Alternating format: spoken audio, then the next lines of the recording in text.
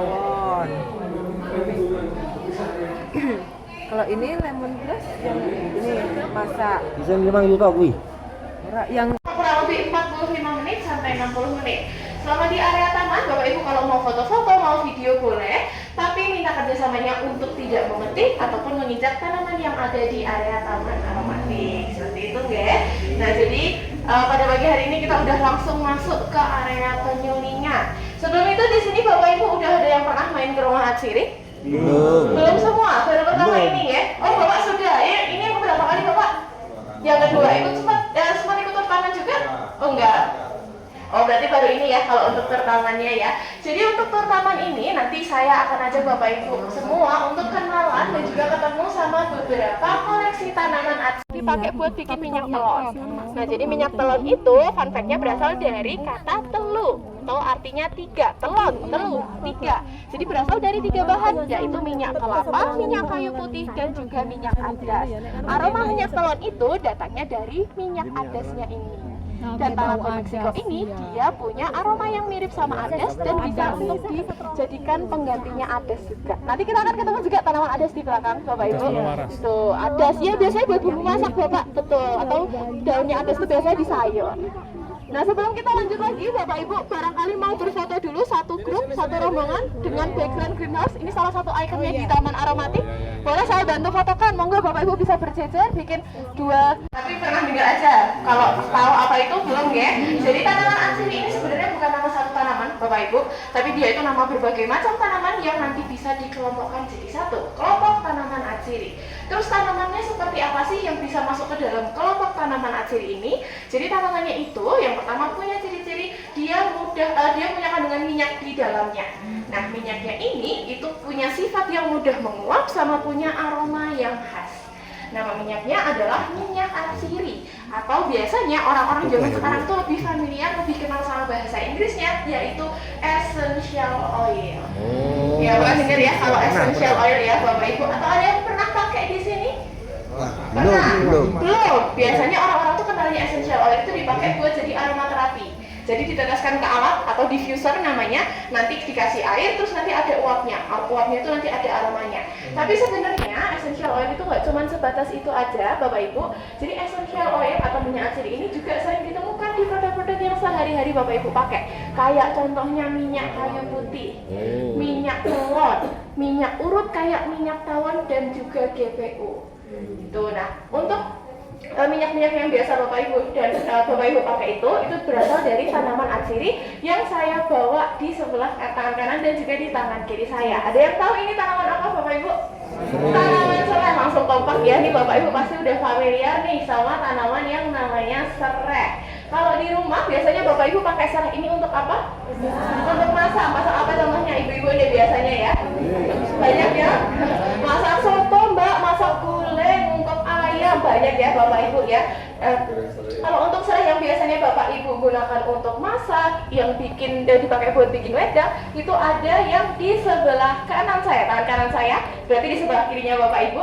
Ini namanya adalah serai dapur, atau nama minyaknya adalah lemongrass. Ya, Bapak Ibu ada yang mau coba hirup aromanya? Botan udah biasa. Ada yang mau coba hirup barangkali kan biasanya pakainya batangnya ya, bonggolnya. Tapi sebenarnya daunnya ini juga ada aromanya. Monggo kalau Bapak Ibu mau coba hirup aromanya, ini saya bagikan daunnya. Ini daunnya bisa dihancurkan dulu Bapak Ibu. Ada yang mau coba lagi? Monggo. Bisa diremuk dulu daunnya. Iya, aromanya serai. Ada ininya ya, ada lemon-lemon. Ngapunten Ibu. Ada yang mau coba lagi Bapak-bapak mungkin? Iya.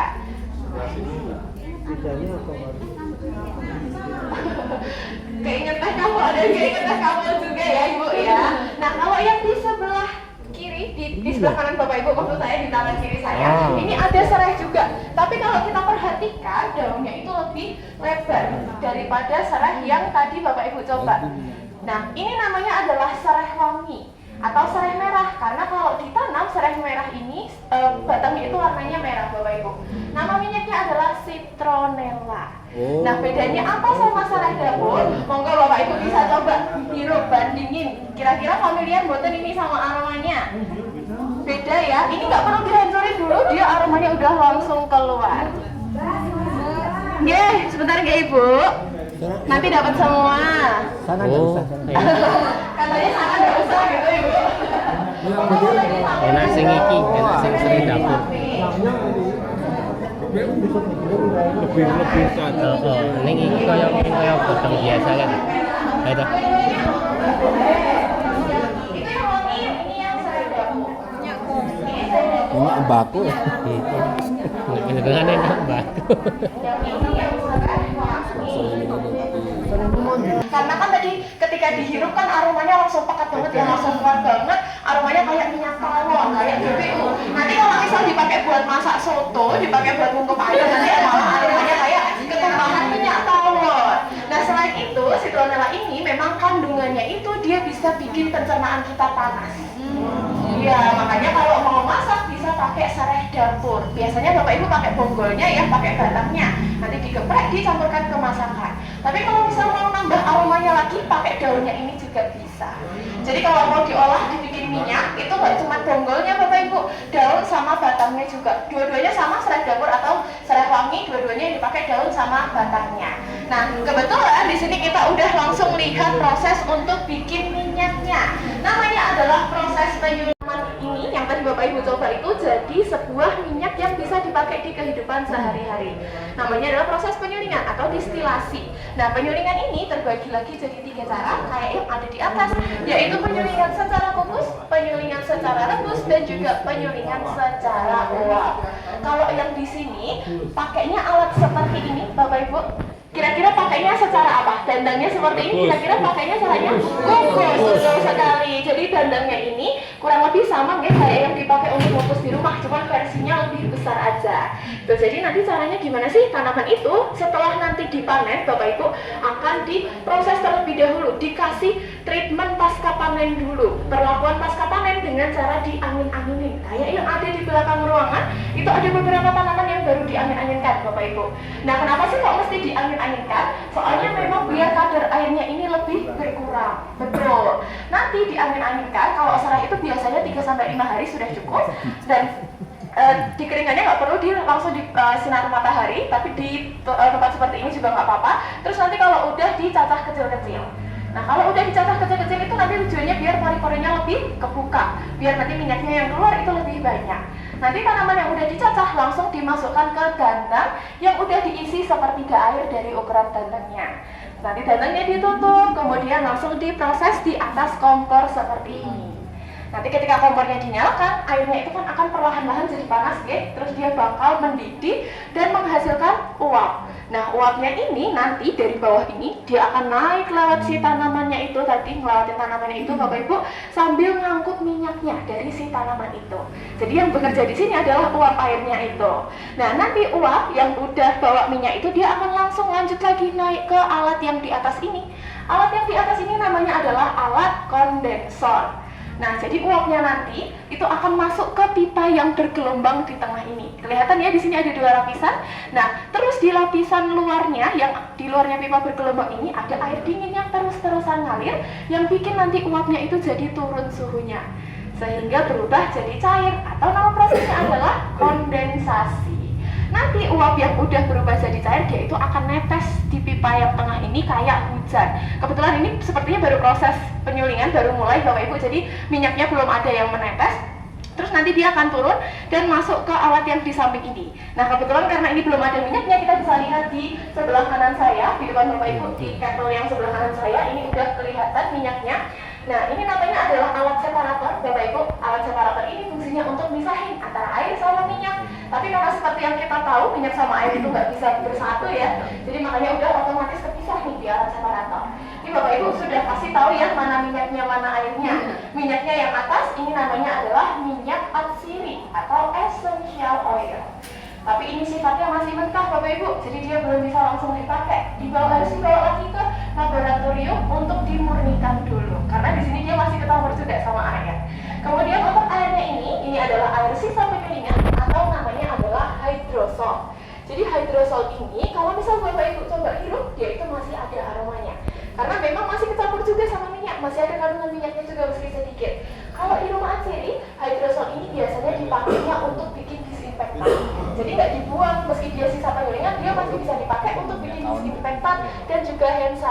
aja.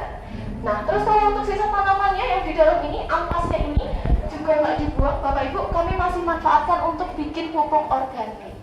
Jadi dalam semua penyulingan ini itu nggak ada yang sia-sia, nggak ada yang kebuang, semuanya bisa dimanfaatkan, bisa dipakai. Nah, terus kalau untuk lama waktunya berapa, Mbak? Biasanya seperti itu tuh balik lagi ke jenis tanamannya. Berhubung tadi kita udah kenalannya sama serai, jadi kita ambil contoh serai ya Bapak Ibu. Serai itu disuling selama kurang lebih 4-5 jam, umumnya 4-5 jam. Jadi non-stop nih, kompornya nyala 4-5 jam. Terus nanti hasilnya berapa, Mbak? Itu juga balik lagi ke jenis tanamannya. Nah, kalau untuk serainya, serai wangi dalam 10 kilo bahan baku itu nanti minyak yang dihasilkan itu sekitar 100 mili aja. Iya, dari 10 kilo Bapak Ibu, itu kan lumayan banyak ya. 10 kilo saja dapatnya cuma 100 mili. Terus kalau serai dapur itu beda juga dapatnya Bapak Ibu, meski dia kapasitasnya sama 10 kilo, kira-kira lebih banyak atau lebih sedikit hasilnya? Lebih sedikit, betul, jauh lebih sedikit. Kalau serai dapur itu dari 10 kilo nanti dapatnya itu cuma sekitar 30 sampai mentok-mentok di 50 mili aja. Separuhnya kurang ya. Iya, itulah alasan kenapa kok minyak atsiri itu harganya mahal, essential oil itu harganya mahal, karena memang udah prosesnya lama, butuh bahan baku yang banyak, prosesnya ribet, dapatnya juga nggak seberapa, seperti itu. Nah, kalau di rumah atsiri sendiri, minyak atsiri yang paling mahal itu ada namanya Bulgarian Rose atau mawar Bulgaria Bapak Ibu. Jadi mawar ini dia termasuk minyak atsiri yang harganya cukup tinggi. Kenapa bisa mahal? Karena untuk dapat 1 kilogram minyaknya, bahan baku yang dibutuhkan berupa kelopak mawar itu sebesar 4 ton. Di rumah atsiri sendiri Bulgarian Rose ini minyaknya harganya 1,6 juta per 5 milinya. Bapak Ibu tertarik mau coba beli nanti buat orang-orang di rumah? Atau nanti bisa dicari testernya di area toko ya Bapak Ibu ya, seperti itu. Masih shock ya Bapak Ibu ya, mahal ya ternyata harga minyak mawar itu gitu. Nah sekarang, kalau sekarang mawar itu karena harganya mahal Bapak Ibu, makanya ada penggantinya yang lebih murah karena dia punya kandungan yang sama, jadi aromanya itu mirip, namanya tanaman palmarosa. Ada di pojok ruangan. Jadi sekarang rumah atsiri beberapa waktu belakangan ini lagi sering menyuling tanaman palmarosa ini. Betul, karena dia masih satu keluarga sama serai. Tapi dia aromanya malah mirip mawar Bapak Ibu gitu. Jadi sekarang dia dipakai untuk penggantinya mawar karena harganya mawar itu sangat mahal. Lonjono kuwi, Pak. Oh, Lonjono.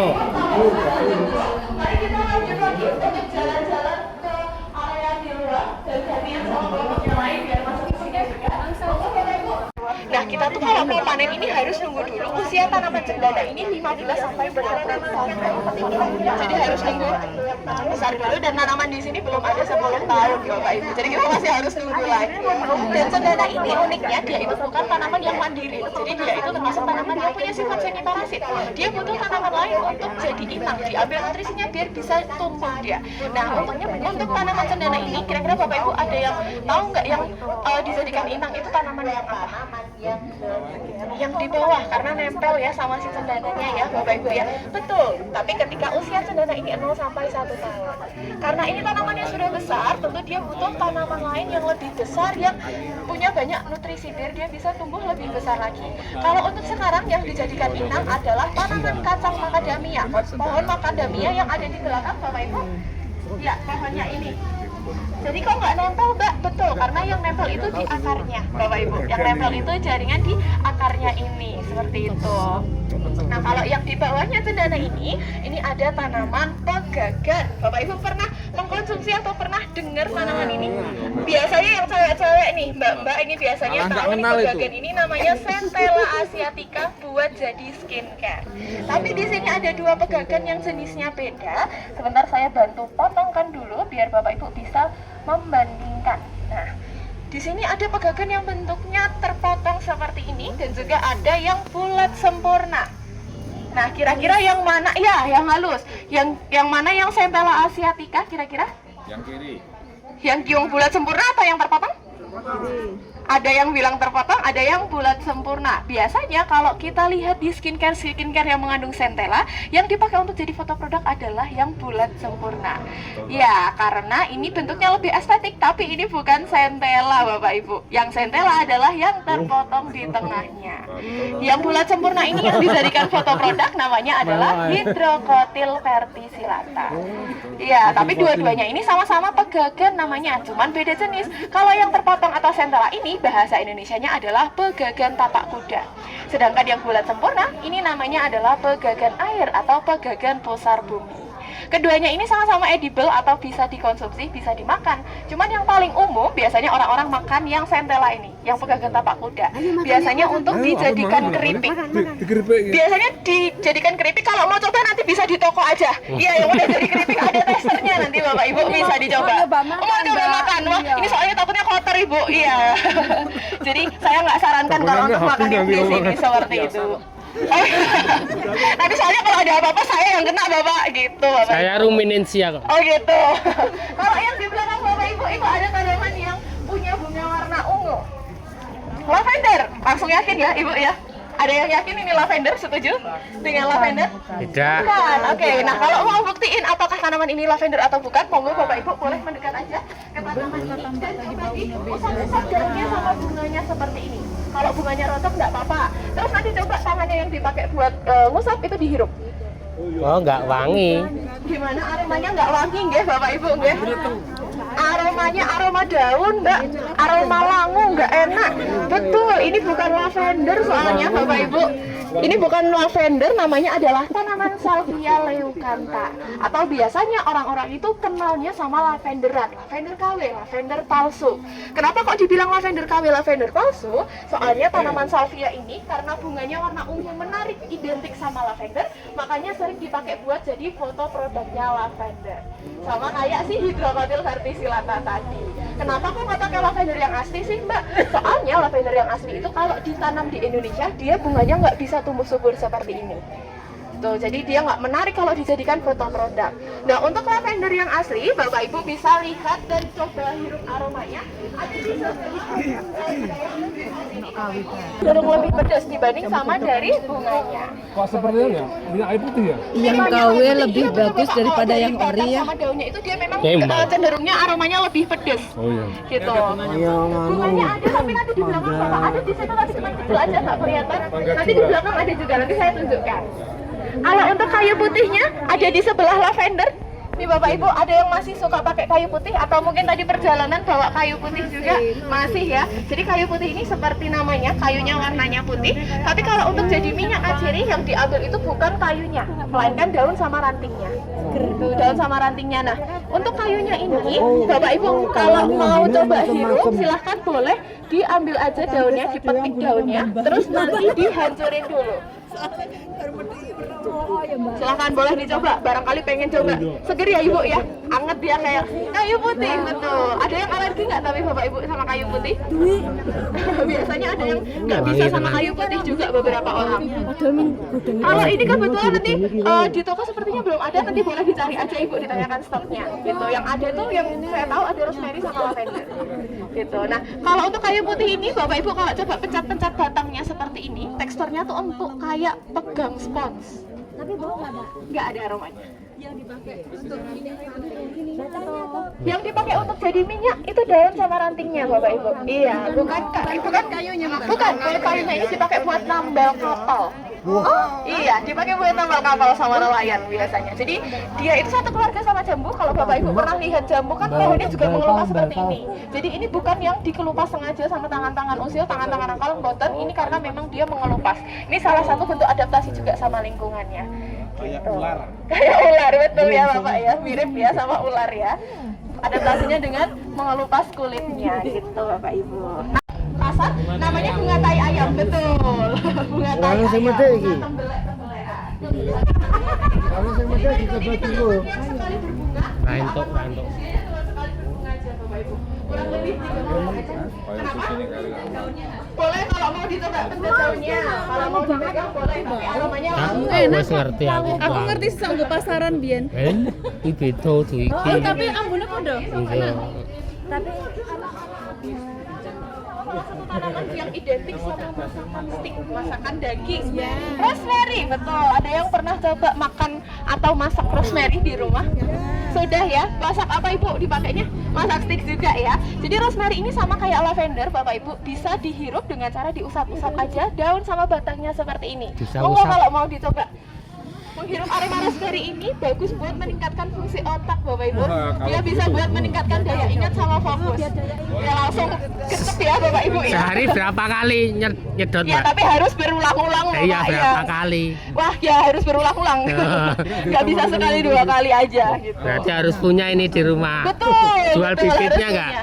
Ada bibitnya di area toko, nanti boleh dibawa pulang, boleh diadopsi. Nah, rosemary ini akhir-akhir ini juga sering dipakai untuk jadi minyak rambut, Bapak Ibu.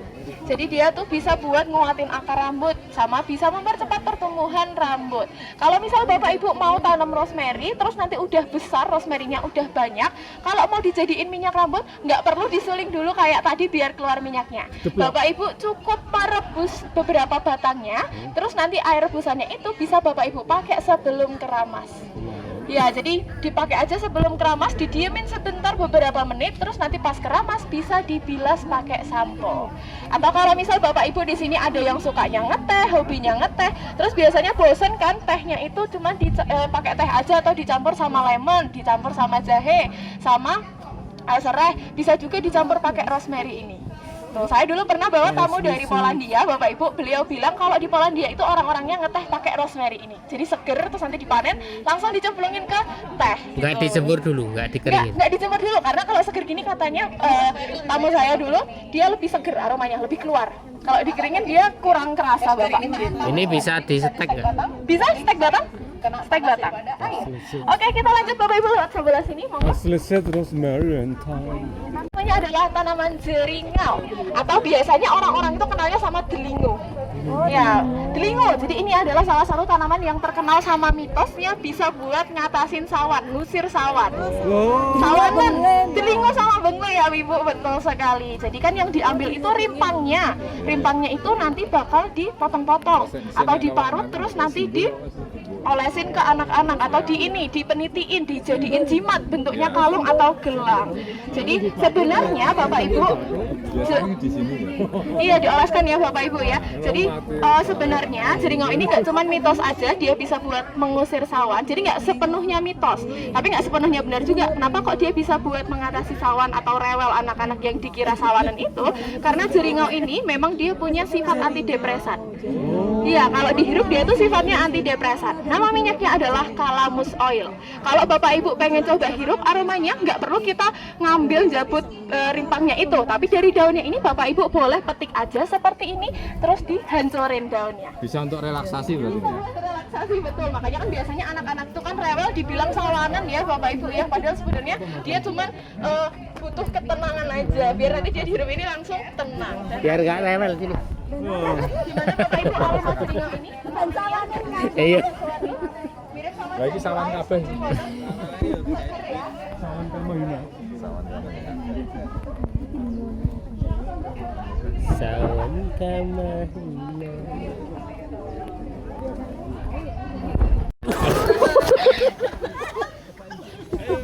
Terus sudah semua ya? 1, 2, 3. Bapak yang di paling ujung kanan monggo pindah yang ke kiri aja Bapak. Iya, Oh, di seling. dia mau cecer soalnya. Oh gitu. Oh, mau di bawah juga boleh. Ini Mas. Jadi icon ya Bapak ya. Tua sukunya. 1, 2, 3 lagi. 1, 2, 3. Ada yel-yel boten ini? Ada. Sudah habis. Yang yel periodenya udah habis. Oh, udah habis. Oke, foto aja berarti ya. Permisi, handphone siapa? Oh iya. Amit. Oh, Mbak Rofi. Amit, permisi, kita lanjut. Ya, biasa pakai foto. Biasanya. Jadi yang mau dipakai buahnya ya. Kalau mau dipakai rasa, yang dipakai itu bijinya.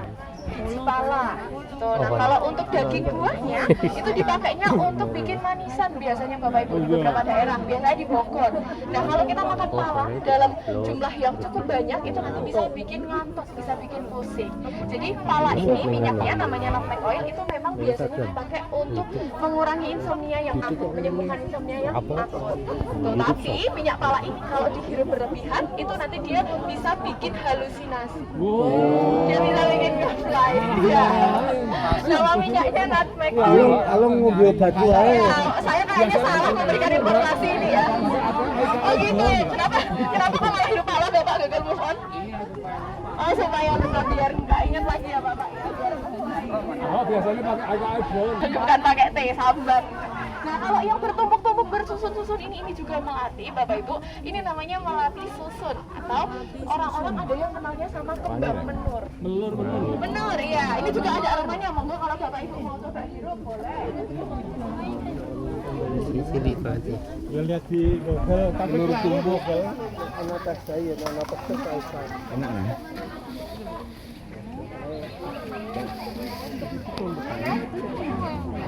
Ya ini kemudian ini kemudian yang biasanya buatnya warnanya merah dipakai buat main kutek-kutekan ya, buat pacaran biasanya sama anak-anak cewek. Berikutnya Oh enggak.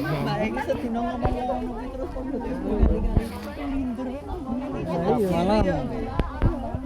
Di Mbak mau ada tanamannya seperti ini. Jadi eukaliptus yang atas ini yang di depan Bapak Ibu ini jenisnya adalah eukaliptus lemon. Jadi dia asalnya itu dari Australia. Kalau Bapak Ibu pernah lihat koala, baik di sosial media atau barangkali pernah lihat langsung, itu kan koala hobinya nemplok di dahan pohon, nggih Bapak Ibu.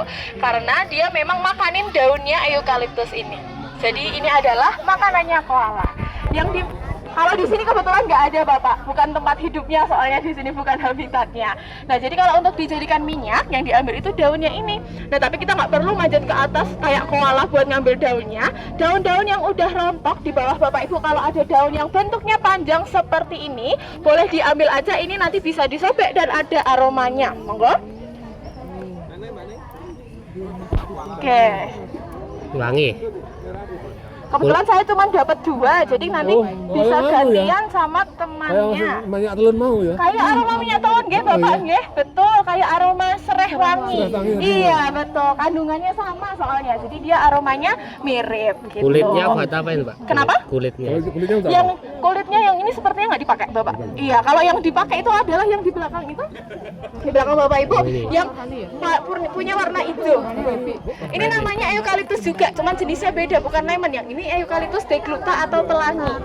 Jadi dia secara alami dia itu ngelupas-ngeluarin warna hijau. Kalau deglukta ini batangnya malahan yang dipakai Bapak seringnya dipakai buat bikin kertas, jadi bahan baku kertas atau tisu. Eukaliptus deglukta atau pelangi, Ibu. Lihat di mana, Ibu? Oh, di YouTube. Ini di Jakarta banyak. Iya, betul, di hutan-hutan hujan tropis gitu biasanya. Kayak di Papua, di Filipina itu banyak. Rainbow eukaliptus? Ini di Jakarta banyak, biasa ditanam di pinggir-pinggir jalan, di trotoarnya itu. Buat teduh-teduhan. Oke, kita lanjut lagi Bapak Ibu. Kita akan naik lewat sebelah sini. Saya nih. Iki loh. Jenenge. Nilam atau nama minyaknya patchouli. Ini biasanya dipakainya buat parfum juga, buat jadi base note parfum gitu. Nilam atau dilem biasanya. Nilam. Jadi nilam ini biasanya dipakai daunnya untuk nyuci batik, gantiin lapak. Bapak Ibu. Iya. Biar nggak luntur batiknya. Atau biasanya dipakai buat nyimpen batik juga bisa. Jadi nanti di antara kain-kain batik. Jadi nanti kain, terus nilamnya ini ditumpuin kain lagi, tumpuin daun lagi. Ada bibitnya nggak, Pak? Kenapa? Ada dijual bibitnya nggak? Di sini kebetulan sepertinya belum ada, Bapak. Atau nanti kalau untuk bibit tanamannya bisa dicari di toko, ditanyakan yang tersedia ada apa aja. Kalau nilam ini sepertinya yang saya tahu belum ada. Nggak perlu? Nggak perlu, nggak apa-apa, Ibu. Iya. Nilam aja. Berikutnya di sini kita akan ketemu sama beberapa koleksi tanaman mint. Milik rumah ciri Indonesia. Iya, mint mirip kemangi karena mereka masih satu. Ini biasanya umumnya dipakai buat campuran teh, spearmint tea. Nah, kalau yang spearmint ini kandungan mentolnya itu lumayan tinggi, makanya nggak disaranin buat dikonsumsi langsung. Takutnya nanti bisa bikin GERD, bisa bikin asam lambung. Bukan. Tapi kalau mau coba di Bukan, GERD, monggo Bapak Ibu bisa usap-usap aja daunnya kayak gini, terus nanti bisa di sini. Daun peppermint ya, lho. Iya. Ini kan besok lah ini. Min. Dibuat di teh bisa. Bisa, tapi biasanya dipakainya cuma sedikit aja, 2 sampai 3 helai aja. Kalau yang biasa dimakan langsung atau dipakai minum teh juga kita beli tapi nggak bisa dihitung. Oh ya. ini namanya adalah Saya tuh berapa kali begini nggak tumbuh. biasanya orang-orang itu kan mikirnya itu coklat dan juga mint. Ya, ternyata mint itu juga ada sendiri yang jenisnya namanya coklat mint. Nah, kalau coklat mint ini Bapak Ibu boleh petik satu daunnya, terus nanti dikunyah, bisa langsung dicobain, dimakan. Iya. Bebas yang mana aja boleh. Kalau mau yang kecil boleh, yang besar boleh. Stoknya ada nggak, Pak? Kenapa Bapak? Untuk stoknya ada. Di sini seperti belum ada. Iya. Nanti terus Semriwing ya, habis sarapan tadi Bapak Ibu sudah sarapan? terus haus nggak nanti, Mbak? Enggak. Mau aku ra entuk makan ning kono mau. Kalau yang ini boleh. Kalau yang ini boleh. Coklat mint. Gimana Bapak Ibu yang sudah Ya coba? kaya permen. Gimana rasanya? Pinteran. Enak. Sini, Mau cobain lagi nggak Bapak Ibu? Di sebelahnya ini masih ada yang bisa dicoba. Ini namanya peppermint. Nah, ini yang biasanya saya tanam ini. Iya, punya di rumah juga Bapak. Punya. Berhasil tanamannya? Berhasil. Berhasil. Iya, peppermint ini biasanya juga dipakai buat makanan dan minuman, dipakai buat bikin permen, mentos, ya, terus atau dipakai buat pasta gigi juga bisa. Silakan kalau mau dicoba dibandingin sama coklat tadi. Iya, langsung dimakan Ibu, langsung dikunyah kayak makan permen karet aja, kayak makan permen mint. Ini yang belum ini. Dia bisa di mana aja Ibu, tapi dia lebih optimal di suhu yang dingin. Soalnya kalau terlalu panas dia rentan kering. Nganu, daunnya jadi kecil-kecil. Agak sulit ya emang. Boleh langsung dimakan. Lebih anu ini ya, lebih kuat ini Lebih minyak. kuat yang coklat. Oke, Ini, ada ini. yang lebih suka peppermint? Atau sama-sama suka coklat semua? Saya suka minimalis. Apa itu Bapak? Oh, minnya minimalis ya? Minnya yang minimalis. Nah, kalau yang terakhir di sini ada yang namanya horse mint. Bapak Ibu.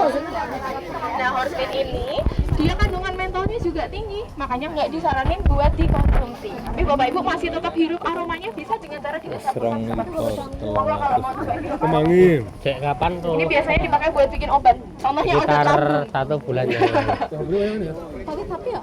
Obat lambung. Aromanya sangat-sangat Yang beli kayak oli ya. Yang beli kayak oli. Tapi maksudnya lebih panjang, lebih tinggi ya berarti ininya.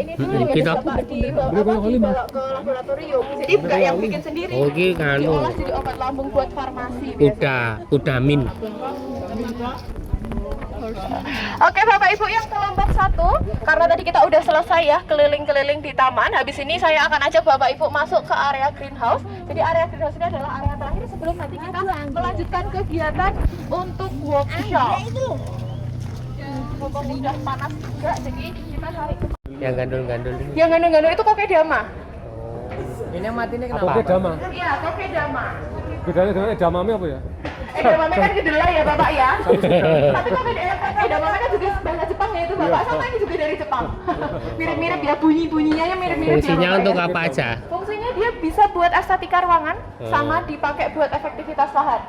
Karena kan orang Jepang kalau mau nanam itu lahannya terbatas, jadi dengan cara digantung seperti ini. Itu yang mati itu pohon apa? Belum kenal. Yang mana? Oke, silakan Bapak Ibu boleh berkumpul dulu di bawah. Habis ini kita melanjutkan kegiatan untuk workshop.